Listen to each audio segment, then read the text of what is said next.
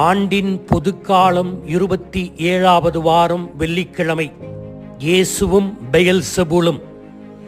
எல்லா மனிதர்களுக்குள்ளும் நடைபெறும் போராட்டத்தை கதை வடிவில் தன்னுடைய பேத்திக்கு தாத்தா ஒரு மாலை வேளையில் சொல்லிக் கொண்டிருந்தார். ஒவ்வொரு மனிதனுக்குள்ளும் 2 ஓநாய் எப்போதும் சண்டையிட்டுக் கொண்டே இருக்கிறது. அதில் ஒன்று தீமை என்ற ஓநாய். கோபம், பொறாமை, வயிற்றெரிச்சல், துயரம், வருத்தம், பேராசை, திமிர், சுயபரிதாபம், குற்ற உணர்வு, ஆணவம், வெறுப்பு, தாழ்வு மனப்பான்மை, பொய், பொய்யான பெருமை, ஈகோ. 2 நன்மை என்ற ஓநாய்.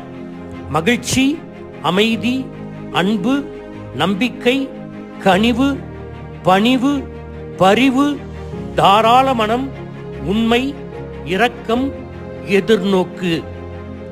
பேத்தி இவற்றையெல்லாம் கேட்டுவிட்டு ஒரு நிமிடம் அமைதி காத்து யோசித்துவிட்டு எந்த ஓநாய் வெற்றி பெறும் என்று தன் தாத்தாவிடம் கேட்க, தாத்தா அமைதியாக பேத்தியிடம் சொன்னார், நீ எதற்கு தீனி போடுகிறாயோ அதுவே வெல்லும் என்றார். இயேசு பேய்களின் தலைவனாகிய பெயல்செபூலை கொண்டே பேய்களை ஓட்டுகிறார் என்று பொறாமையால் குற்றம் சுமத்தினார்கள் பரிசேயர்களும் மறைநூல் அறிஞர்களும். பெயல்செபூல் வரலாற்றை திருப்பி பார்த்தால் அது பெலிஸ்தியர்களின் முதன்மையான கடவுள். இயேசுவின் காலத்தில் அந்த பெலிஸ்தியருடைய கடவுள் பெயல்செபூல் யூதர்களின் மத்தியிலே பேய்களின் தலைவன் என்று அழைக்கப்பட்டது. எனவே இயேசுவை விரும்பாத பரிசேயர் மறைநூல் அறிஞர்கள் பொறாமையினால் அவர்கள் இயேசுவை பேய்களின் தலைவனை கொண்டு பேய்களை ஓட்டுகிறார் என்ற புழுகு மூட்டையை அவிழ்த்து விட்டனர். இன்றைக்கு நம்மிடையே ஒற்றுமை இல்லாததற்கு காரணம் நமக்கு உறவுகளை கையாள தெரியவில்லை, அடுத்தவர்களை பாராட்ட தெரியவில்லை. டாக்டர் நார்மன் வின்சென்ட் பெலே அவர்கள் உறவுகளில் மேம்பட சிலவற்றை நாம் கற்றுக்கொள்ள வேண்டும் என்று பரிந்துரை செய்கிறார். 1, மக்களை அன்பு செய்ய பயிற்சி செய்யுங்கள். அன்பு செய்ய முயற்சி தேவை. ஏனென்றால் சிலரை நாம் அன்பு செய்ய தகுதியற்றவர்கள் என்று நம் முற்சார்பு எண்ணத்தால் புறம் தள்ளி வைக்கிறோம். அவர்களை கண்டபடி விமர்சிக்கிறோம்.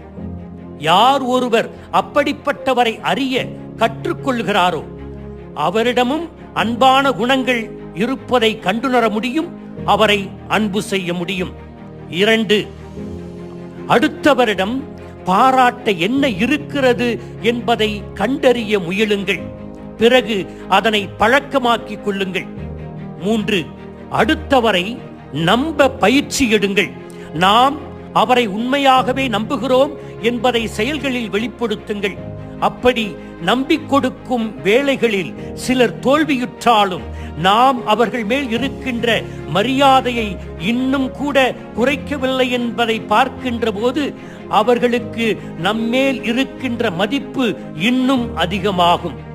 4, அடுத்தவருக்கு உதவி செய்ய பயிற்சி செய்யுங்கள். ஒவ்வொரு நாளும் நம்மால் முடிந்ததை யார் யாரெல்லாம் எதையெல்லாம் கேட்கிறார்களோ அவர்களுக்கு உதவி செய்யுங்கள். எதையும் எதிர்பார்த்து உதவி செய்யாதீர்கள். 5, எந்த நபர்களை பிடிக்கவில்லையோ அவர்களை வரிசைப்படுத்துங்கள். அவர்களுக்காக ஜெபியுங்கள். அவர்களை முழுமையாக மன்னியுங்கள். நம் மனதிலேயே அவர்களை அணுகிச் சென்று அன்பால் அவர்களை சூழ்ந்து கொள்வது போல இறைவேண்டலில் நீங்கள் வேண்டுங்கள்.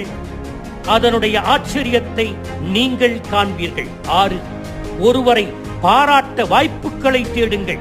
பிறந்த நாள், சாதனை மற்றும் வேறு எதெல்லாம் பாராட்டப்பட வேண்டுமோ அந்த நாட்களையெல்லாம் குறித்துக் கொண்டு நேர்மையாக உண்மையாக அவர்களை பாராட்டுங்கள். 7, சுயநலம் நம்மிலிருந்து விலகட்டும்.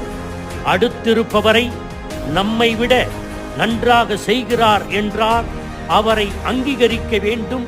அவர்கள் நல்லது செய்ததை எல்லோருக்கும் புலப்படுத்த வேண்டும். அவர்களுக்காக ஜெபிக்க வேண்டும்.